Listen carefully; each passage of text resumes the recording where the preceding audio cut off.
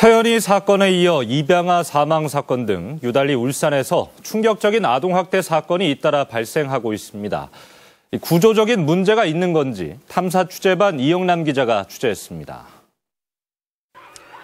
소풍을 가고 싶다는 서연이를 폭행해 숨지게 한 계모.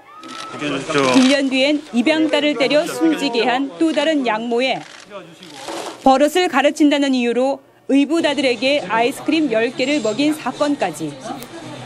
지난해 전국에서 발생한 아동학대 사망사건 20건 가운데 3건이 울산에서 발생했습니다.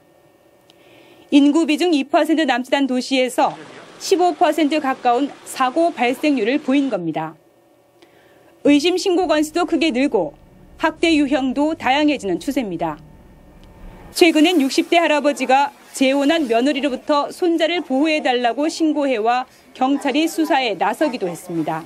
학교로 갔다 온 당원을 붙잡고 해고해라 구박을 하고 막 이래 샀는데 너무 심하게 이거는 엄마로서 할 수 있는 게 아니다. 지난해 아동학대 신고 건수는 668건, 2년 만에 2배나 증가했습니다. 이 중 실제 아동학대가 의심되는 사례만 548건, 전체의 82%나 차지했습니다. 유형별로는 정서적, 신체적 학대가 여전히 가장 많지만 경제적 이유 등으로 방임하는 사례도 늘고 있습니다. 의심 사례 건수에서 울산은 전국 5위, 도시 규모가 큰 대전이나 광주보다 훨씬 더 많습니다. 특히 안심할 수 없는 건 당장 격리할 수준의 학대는 아니지만 관리가 필요한 잠재적 위험 사례가 22.1%로 전국에서 가장 높다는 점입니다. 산업도시로 급성장하는 과정에서 가족 구성원 간 결속력이 떨어진 게 가장 큰 원인으로 꼽힙니다. 산업도시이다 보니까 취업이나 혹은 회사 이런 일로 인해서 원래 원가족하고 떨어져서 부모와 아이들로 이루어진 핵가족이 어떤 친할머니나 외가 쪽의 지원 없이 울산의 이혼율은 2.3%로 전국 평균 수준이지만 잦은 교대 근무로 인한 대화 부족이 악영향을 주기도 합니다. 자기의 어떤 스트레스가 많아서 이제 아이들 좀 방치를 한다든지 본인의 화를 아이들에게 이렇게 낸다든지 이런 부분들이 사실은 하나의 어떤 그 언어적인 폭력이 될 수도 있고 정서적인 어떤 방임이 될 수도 있지요. 인식 부족도 원인입니다. 가해자가 계부와 계모에 의한 학대는 실제 5%에 그쳤지만 나머지는 대부분이 친부와 친모에 의한 것이었습니다. 아동학대에 대한 인식이 많이 개선되고 있긴 하지만 실제로 아동학대 행위자들은 자신의 행위가 학대인지 여부에 대한 인식이 부족하고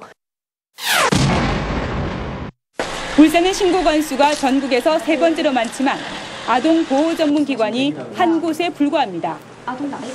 상담 인력 10명이 24시간 신고 접수에 현장 조사까지 병행하기에는 역부족입니다. 이제 그 가정이 정상적으로 회복하기 위해서 사회복지 서비스나 심리치료 행위자에 대한 교육 프로그램들 많이 지원하고 있습니다. 그렇기 때문에 신고 건수 증가에 따라서 학대받은 자녀를 부모로부터 격리해 보호하는 일도 거의 힘든 실정입니다.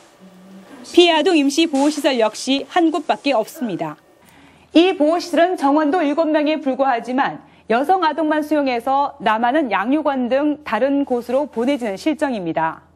아이들이 폭력 상황에 있을 때 중에서 가장 긴급 상황에 있을 때는 응급조치로 이제 저희 쪽으로 격리 보호가 되고 있습니다. 남자아이들 경우에는 특별히 그래서 우리 쪽으로 올 수가 없어서 다른 장기시설로.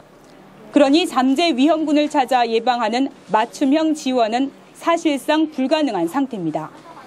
인근 부산은 피해 아동의 적응을 돕기 위해 가정위탁제를 시행하고 경남은 단칸방에 사는 부녀 가정의 딸에게 방을 마련해줘 성학대를 예방하고 있습니다. 학대가 일어날 수 있는 잠재 위험 사례에 대한 사후 관리가 체계적으로 이루어질 수 있도록 지역사회 자원 연계를 통한 종합지원 체계가 구축되어야 할 것입니다. 산업수도에서 친환경 도시로 외연 확대에 매달려온 울산. 이제는 자녀들이 안심하고 자랄 수 있는 가족성 회복에 힘을 쏟아야 할 때라는 지적입니다. UBC 뉴스 이영남입니다.